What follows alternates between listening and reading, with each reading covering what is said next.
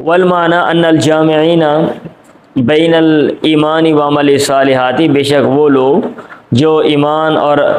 نیک اعمال کو جمع کرنے والے ہیں، لہم جنات تجری من تحتها الانہار، ان کے لیے باغات ہیں جن کے نیچے نہریں چلتی ہیں۔ اے لہم یعنی ان کے لیے،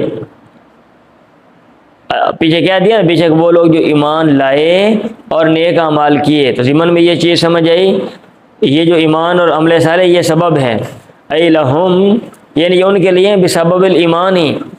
ایمان کی وجہ سے، والعمل صالح اور عمل صالح کی وجہ سے، جنات باغات، متصفۃ بہذہ صفت جو اس وصف سے متصف ہے۔ وقد تقدم کیفیت جری الانہار من تحت الجنات فی غیر موضع، تحقیق نہروں کے چلنے کی کیفیت جنات باغات کے نیچے اس یہ گزر چکی ہے، فی غیر موضع کئی جگہوں میں۔ وأوضحنا اور ہم نے واضح کر دیا وہاں پہ، انہ ان ارید بالجنات الاشجار، اگر مراد لیے گئے ہیں جنات سے درخت،